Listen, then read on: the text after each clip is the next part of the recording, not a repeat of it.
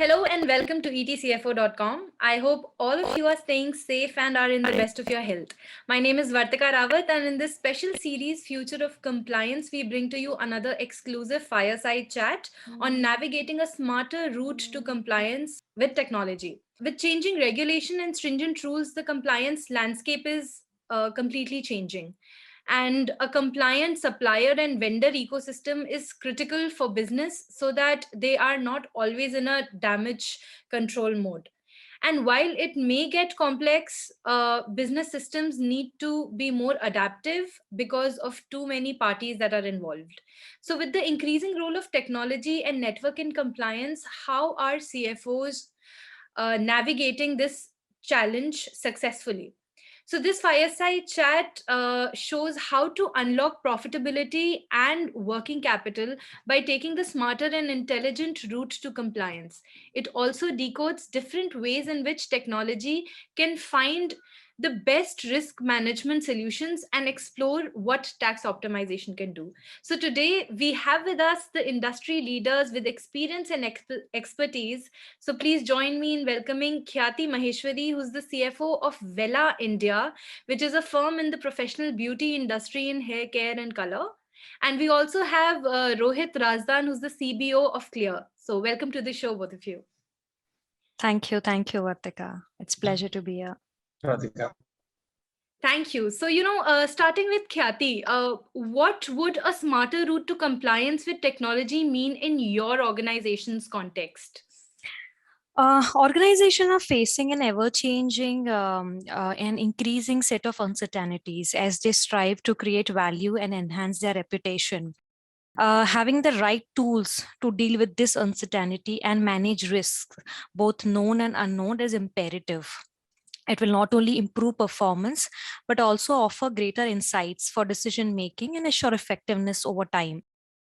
Now, technology, on the other hand, can help compliance organization modernize their operations, right? So, what we do in our organization and where we focus is we got leadership involved in these compliance and risk management programs, because it's very imperative and it's very crucial for leaders to understand and then draw a culture in the organization where these compliance based programs enabled with technology becomes like a way of life, and it is not like kind of enforced into people, but it's like the way of working, right? So leadership collaboration with business units is very, very imperative. Secondly, on the procedural side, using structured and rule-based processes where technology can automate the routine tasks in compliances is very important, so that other compliance professional can focus on exception management and can deal with complex risks. So this is how we kind of blend compliance into technology, kind of leverage technology in terms of data analytics, in terms of ERP tools, which helps in insights, which helps in decision making, which helps in prioritization, centralizing the data. So I think technology, not only in compliance, in our everyday day-to-day life, in business activities, processes, programs, has become like a way of life, right? And it's absolutely critical for companies to invest in these kinds of technologies for compliance programs, for risk management programs, because I think the returns are very good. You get a solid control and monitor the entire activities which you are doing, which can save you from lot of penalties, fines, and reputational damage which it can cause. Right. So, so what Wella India is doing is involving the leadership, compliance, collaboration with different business units, which is a very interesting point. This is to encourage the culture within the company. It's a way of compliance, is what you're saying. Right. So, very interesting points. On that note, I'll come to Rohit and I'll ask you the same. What does it mean navigating a smarter route to compliance with technology? Yeah, thank you, Vartika, for that question. And I think Khyati already made a lot of fantastic points. I think compliance. I think all of us know that India is going from a loosely complied society and business environment to now tighter and tighter, right? So I think The first thing actually I would say, Vartika hit it nail on the head, is that because we are in this transition phase, transition has to be understood, accepted, and embraced by the leadership. If the leadership doesn't embrace it, then I mean everything else, tools or processes are, eventually not going to be taken seriously, right? So I think that's the first place to start. But even with that alignment, and actually we see a lot of people, by the virtue of making these tools, there is certain level of alignment that leadership has. But even then, I think what the critical difference that has come in the last, I would say, 2 to 4 years, is that A, compliance is more, I would say, stricter, and B, it has become real time, right? So in general, what used to happen in the past is compliance, which largely meant audits and so on and so forth, right, was considered to be a big four's job, right? So as long as a CFO or whatever XYZ person in the company, I got the right big four, then my job is done, right? So that was largely, I would say, how compliance was looked at. The problem is, because of things becoming real time now, there's only so many real time things impacting a business that you can outsource, right?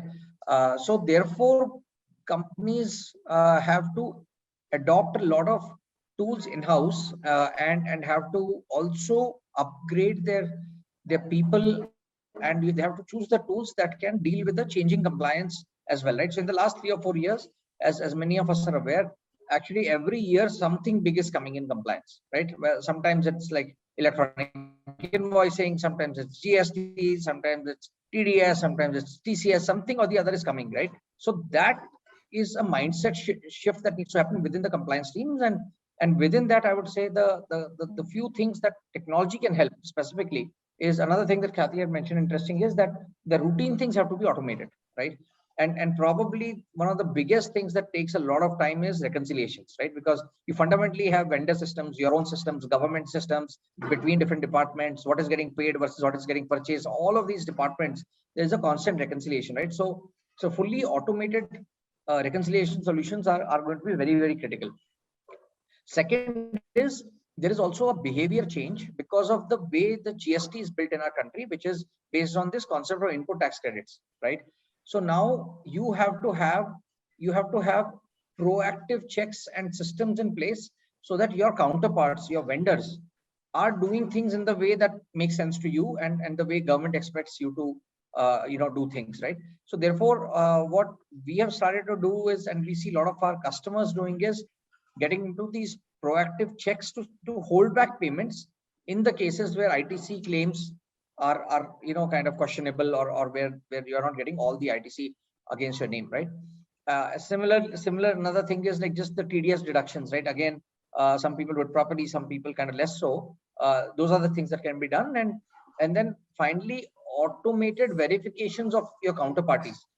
In large companies which can have thousands of vendors, what we see often is that they don't even have the contact information of these vendors, or they have kind of outdated information, and there's nobody on their phone, or the guy who gave the email is gone, and so on. So automated verifications and continuous KYC of your vendors and your suppliers is also going to be very, very important.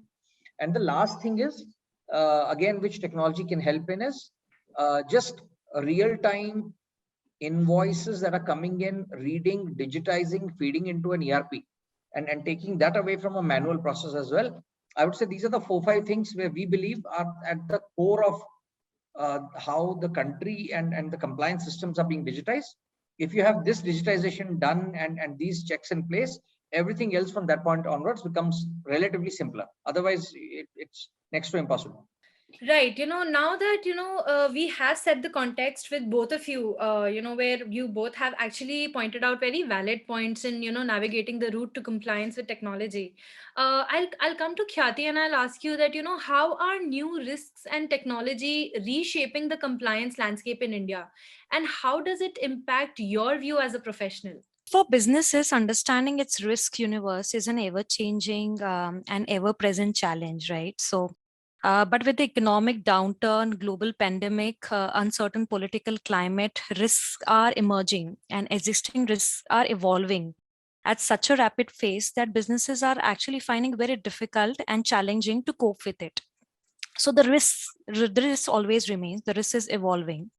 On the second hand, the technology is very fast. The digital disruption in the world around us is making this transition even more complex as the rules of the business, as the rules of the games are changing, right? And the entire landscape, entire ecosystem in and around the business are also changing. With data-driven tools, brand tools, powered by artificial intelligence, machine learning, and all of that, a lot of new patterns in how to use technology, the fundamentals of using the technology, the fundamentals of putting a framework for compliance and risk management is also changing. I think as a business professionals or as finance leaders, we need to understand the key emerging technologies, make pragmatic decisions about the optimum time we need to invest in it, the optimum amount of budget you need to invest in it, decide to run pilots, other initiatives, test these innovations, train our people, right? Determine capabilities, increase capabilities and capacities within the team. Also challenge the assumptions, take calculated risks. So there are a lot of which a finance professional or the head of finance need to do to kind of integrate the business process activities and the risk and technology which are rapidly evolving. So taking all into account, taking these automations, I think CFOs are now the key players in driving the adoption of these technologies in the organization and leading these transformations that ensures that you are 100% compliant to what the risk, to mitigate not only inherent but the new emerging risks. Very rightly put that the fundamentals of using technology is changing with the rapid advancement that is happening, and uncertainty is obviously making is basically new risks are arising because of this uncertainty. So very rightly put what the CFOs need to do. And on that note, I'll move to Rohit and I'll ask him that how can companies unlock profitability and working capital by taking the smarter, intelligent route to compliance. We've heard Khyati say that the CFOs have to plan budget, have to see how they're optimizing on their capacity and on their capabilities. So over to you, Rohit. What is your view? Yeah, so I think in terms of working capital and profitability, right, especially as it regards to compliance, right, what we see from our data, and we roughly are talking from 3,000 plus odd companies that we see on our platform, is we believe somewhere between 3 to 7% of tax credits, right, input tax credits, were actually never filed in 2020 because of vendor non-compliance, right? These are large numbers, right? When you think about it from a just from a share of revenue or a share of profit standpoint, right? And then about 10% of input tax credits get delayed, right? So if it is supposed to hit you in August, it is hitting you in December, right? And so on, right? And that too after constant follow-up from some of these vendors, right? So I think what that leads to is, roughly speaking, 7 to 8% of working capital gets locked up, and it hits your profitability very, very directly, right? So I think this gap has to be plugged. And what people do, I think, is that the first 70-80%, which is dealing with vendors that well, and suppliers that you kind of are on WhatsApp with or whatever, right? Those are easy, right? The problem that happens is always in the long tail, right? Which is very painful to get to, and then you're chasing somebody for like a 5,000 rupee whatever upload or whatever. It's not fun for anybody, right? I think those are the things that have to be automated very, very quickly, and there are multiple, I would say, philosophies that deal with it, from anything from holding back payments to holding back GST amount, and all of those things. And I think that has to be done. The second thing which can also lead to, I would say, an efficient communication is an efficient solution finally is just automated communication systems, right, which are coordinating with thousands of vendors on your behalf. And as again, I'll go back to the point that Khyati said at the very beginning, right? Like, what parts, and we call these like programmable flows, right? So in any process, human beings should be just for exceptional management, right? if the exception, anything that can be automated and can be programmed for a computer to do it should be done by a computer, right? And I think if you solve this payment issue and input tax issues, and on the other hand you solve the communication with vendors and those kind of issues, in my mind, that leads to immediate working capital unlock. Otherwise it's just one of those bleed things that people will continue to take provisions for, which is completely unnecessary in our mind. Right, taking what Rohit has said a little further and, asking Khyati about, what the practical challenges at her end. So we would like to know that, with the increasing role of technology and network in compliance, and by that I mean that where the government does not only expect you to be compliant, but but your ecosystem also to be compliant as well. And if they are not, then you are also penalized for it. So how can CFOs navigate that challenge successfully? What do you think, Khyati? What's been your challenge and how are you navigating it? Yeah, so I'll focus on some of my challenges which I've personally faced, and I'm sure many of them would echo this. The core challenges in effective compliance, in your regulatory compliance or your business compliance or your any tax compliance, and all of that is the complexity involved. Many companies are struggling to even meet the basic requirements, that from outside appear to be so simple to achieve. But most compliance teams do not have the resources and crucially the technical tools to remain compliant. So that's the reality of the day. The lack of resources and the scale of obligations are huge. There's a lack of effective technology to support.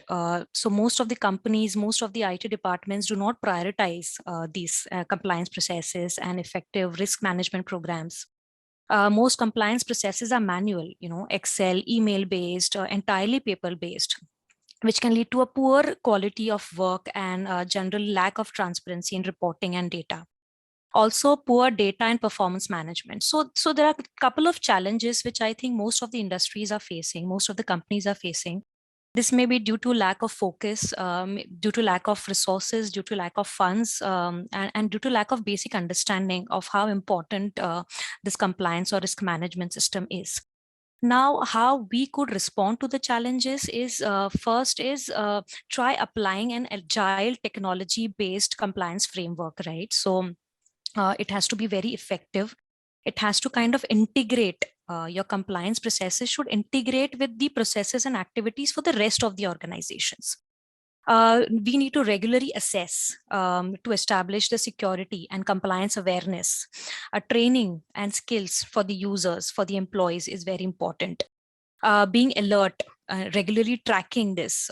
So definitely there are technologies, there are solutions available which kind of give you an alert, which kind of give you how to prioritize certain data, how to prioritize certain instances.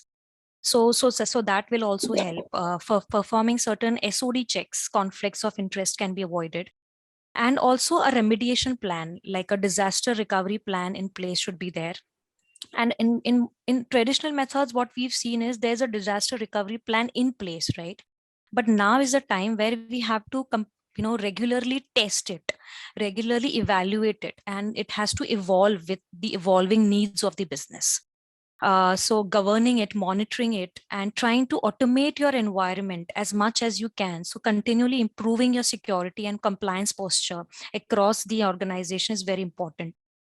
And always try and mitigate those risks, right? So whenever you feel that there's a potential risk or there is already a risk, why not only remediating, you have to kind of mitigate it for future strategies, for future stronger framework also. So I think this is how we could respond and kind of tackle these risks in the ever changing environment.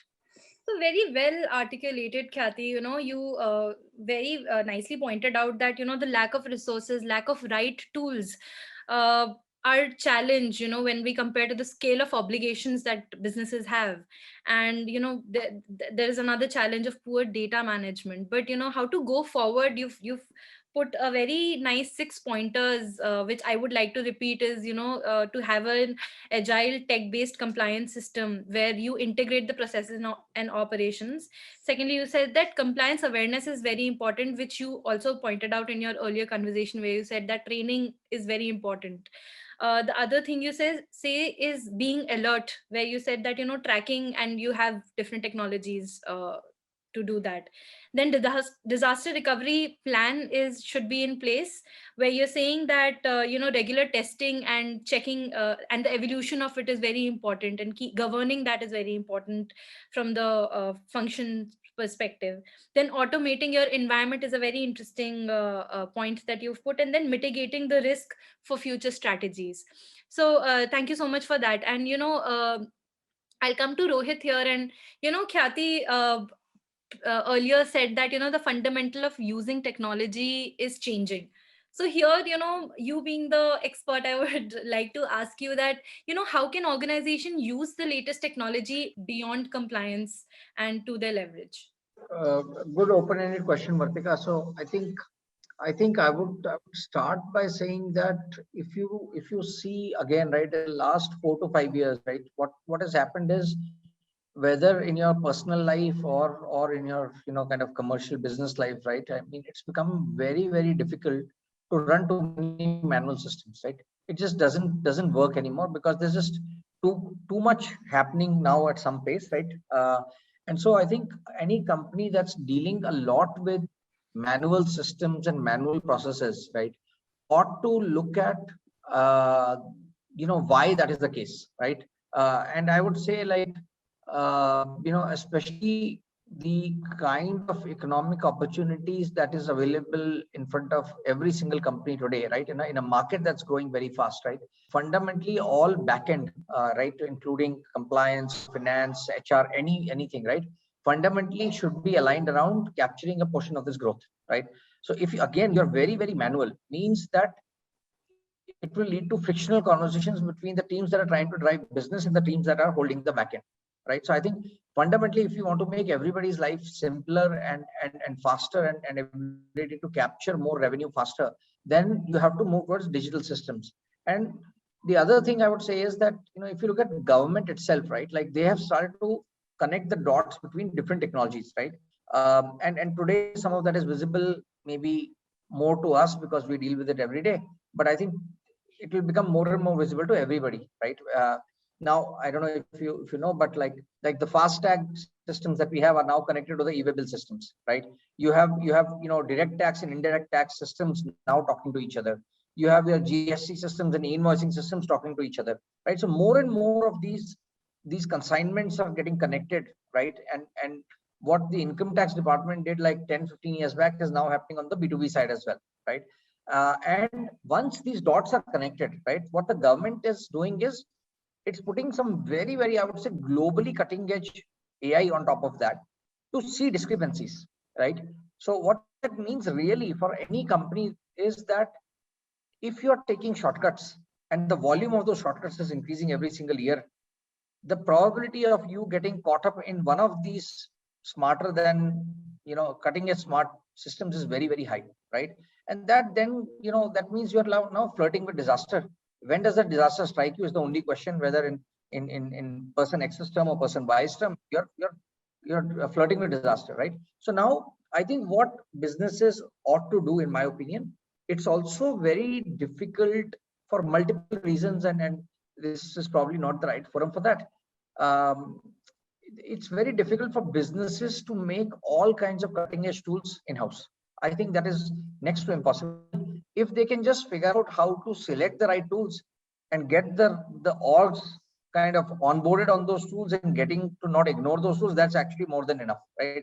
Because cutting edge is very difficult to do in any single thing. But the good thing is, I think now, whether through fintech companies or other companies, right, those tools are available now in India, right? So I think if the leadership is aligned on that, right, then you can go look at 5 vendors, right? And then you can take a call on what level of sophistication you want, right? You can pick from a buffet on what do you actually want to eat, right? But I don't think it's a smart idea for these businesses to build everything on their own. And actually, like, we see actually many of our customers, probably like 5 to 10% of our business comes from actually tech companies, IT companies, which are like whose business is all tech, right? So that tells us that it's a specialist business in every single thing that you do, right? The last thing I would say is, again, you can look at tools that are beyond compliance and which start to touch your operating systems and gaps there. And in my mind, the biggest gap from a compliance standpoint is not what you are doing right, is what your ecosystem is doing wrong, right? Because that is very, very difficult to control, and it hurts you. And if you're not thoughtful about that, it will either lead to your company taking losses, or it will lead to very, very unhappy counterparts, right? So what are the tools that you can implement to do your vendor management, to do your working capital management, supply chain management? I think are the things that you have to do in addition to taking everything digital. I think these are the few things I would say. Rohit, I'll sum up what you said in the catchphrases, very interesting catchphrases that you've used. One of it is that, because the government is now connecting the different dots between technologies, I think nobody can afford to go manual at this day and age. And the other thing is that, you very rightly put that, flirting with dangerous I'm saying you're flirting with disaster. disaster, correct? Yes. Flirting with disaster, when that happens is the only question. Right. So nobody would want to do that because it will be very counterproductive. And the last point that you said is that, and very rightly put that, you not only have to look what you are doing right, but also what your ecosystem is doing wrong is the uh, way to go forward. Right. So, I'll come to you, Khyati, on that note, and I'll ask you that, what kind of compliance missteps could cause the organization to lose its ability to do business partially or completely? And how can technology ensure the avoidance of those missteps? Yeah, so there are a number of missteps, where the organizations may face their material loss or a financial loss or a reputational damages. I'll quote a few. So, not evaluating the likelihood or the potential impact of the inherent risk. Not responding to the crisis, right? When a crisis hits, the business significantly changes. Not responding to that is another one. Not preparing a defending plan or an aftermath of the plan. For example, COVID-19, right? That's a fantastic example. We're all going through a pandemic. Not preparing a defending plan or a back to work plan after the COVID, or not tying your activities with the business objective. So, for example, if there is a change in business objective, there has to be change in a compliance program as well, right? So you have to keep evolving your compliance program as your business or business activities keep changing. Also, not involving a cross-functional collaboration. So gone are the days where compliance was just a job or a core responsibility of just the compliance team. Right now we need to involve all cross-functional people across levels to kind of participate in the major initiatives or in this risk management program. Not asking for the right resources, be it technology, be it human, be it financials. It's very important to know the potential risk, and the program should be well funded, taking into consideration the weight of cost of the program to the potential penalties that may arise in absence of that. So that are some of the the missteps which could go wrong, and which would kind of damage the equity of the business, and force the business into a lot of fines and penalties, and the damage in front of your suppliers, in front of your vendors, and all of it, and especially the brand or the worth it has for the employees also, right? Now, how can technology help to avoid this misstep? Is technology generally, technology very strong term. Technology helps to streamline the formal risk assessment processes, right? By centralizing data, by conducting analysis, by facilitating prioritization. So there are very solutions which are available in the market, which you can implement, which you can adapt, which you can customize, which provides company with a single automated source for all your compliance risks and action plans. These offer, most of them offer an identified solutions to your legal and regulatory risk. They map to your business risk, and then they are kind of integrated, or they throw an alert, how you want to kind of mitigate it, or how you want to in first step prevent it, right? It also focuses on accountability. Who is responsible for what? It kind of documents all your controls. It kinds of assesses the occurrence, the likelihood, the frequency, the impact, the severity. prioritizes the actions, identifies the gaps, right? So there's a lot of things which technology can do if you put it in the right place, in the right manner, and you kind of integrate it well with your business plans, business activities. And like I said earlier, there is a collaboration required from all your people across all levels, and at various points of your compliance program. Ensuring that all the information exchanges with regulators or other companies are accessible and are accurately communicated. Thank you so much, esteemed panelist. So, ladies and gentlemen, to go beyond the typical CFO role, etcfo.com breaks down digital transformation in compliance for a robust, agile, and resilient future.